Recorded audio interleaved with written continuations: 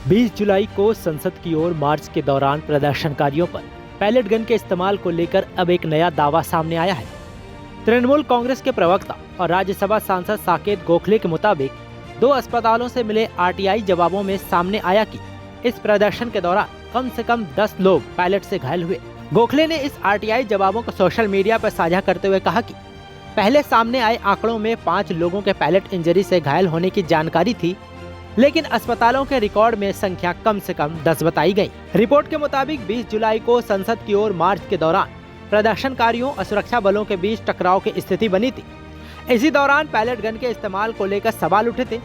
Lady Hardinge medical college की ओर से RTI के जवाब में बताया गया कि 9 लोग पैलेट से घायल हुए थे।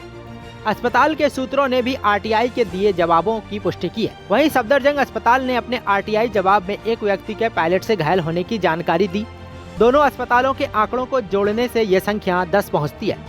साकेत गोखले का दावा है कि ये आंकड़े पहले सामने आए 5 घायलों की संख्या से दोगुने हैं। हालांकि अभी एम्स और राम मनोहर लोहिया अस्पताल से संबंधित रिकॉर्ड मिलने बाकी है। इस मामले में एक और महत्वपूर्ण बात सामने आई है। प्रदर्शन के बाद दिल्ली पुलिस ने शुरुआत में पैलेट गन के इस्तेमाल से इनकार किया था, लेकिन 22 जुलाई को एक जनरल डायरी एंट्री का हवाला देते हुए रिपोर्ट में कहा गया कि पार्लियामेंट स्टेट पुलिस स्टेशन में दर्ज रिकॉर्ड के मुताबिक रैपिड एक्शन फोर्स यानी आरएएफ ने एंटी राइट गन से 2 राउंड फायर किए थे। ऐसे में पैलेट गन के इस्तेमाल को लेकर पुलिस के शुरुआती रुख पर सवाल उठ रहे हैं। इस मामले में एक बार फिर सपा सांसद डिम्पल यादव ने सरकार पर हमला बोला है। प्रोटेस्ट कर रहे हैं और एक तरफ अमित शाह कह रहे हैं कि हम स्टेटमेंट देने को तैयार हैं। ये आप मानिए इस बात को कि दोनों मुद्दों पे हम चाहते हैं स्टेटमेंट्स हो, और होम मिनिस्टर बिल्कुल नहीं चाह रहे हैं कि वो आए सदन में और स्टेटमेंट दे, क्योंकि अब जहाँ आरटीआई फाइल हुई है वहाँ पे भी पता चला है कि कम से कम 10 बच्चों को पैलेट्स गन से इंजरी हुई है।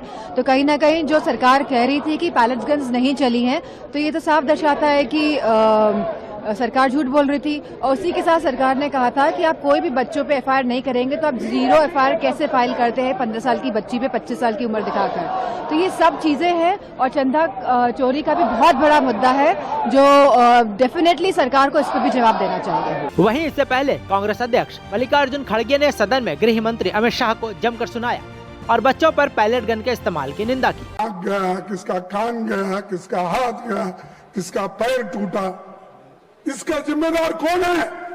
इसका जिम्मेदार आप है, होम मिनिस्टर है। आप बंद कमरे में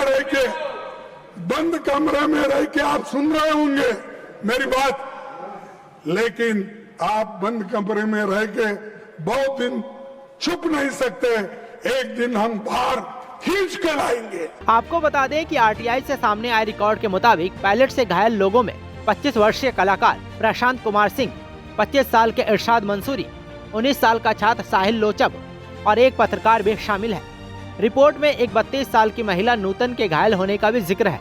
मेडिकल रिपोर्ट के मुताबिक नूतन को किसी ब्लंट वेपन यानी कुंद हथियार से चोट लगी थी। साकेत गोखले का कहना है कि अब तक जंतर मंतर प्रदर्शन से जुड़े पैलेट इंजरी के 5 मामलों की जानकारी सामने आई थी, लेकिन अस्पतालों से मिले रिकॉर्ड ने संख्या को कम से कम 10 कर दिया है। उन्होंने सवाल उठाया कि अगर अस्पतालों के पास पैलेट से घायल लोगों के रिकॉर्ड मौजूद है, तो केंद्र सरकार की ओर से अब तक पैलेट गन से घायल लोगों की कोई पुष्ट संख्या सार्वजनिक क्यों नहीं की गई। हालांकि इस मामले में तस्वीर पूरी तरह साफ होने के लिए बाकी अस्पतालों के रिकॉर्ड का इंतजार है। एम्स और राम मनोहर लोहिया अस्पताल से संबंधित जानकारी अभी प्राप्त नहीं हुई है।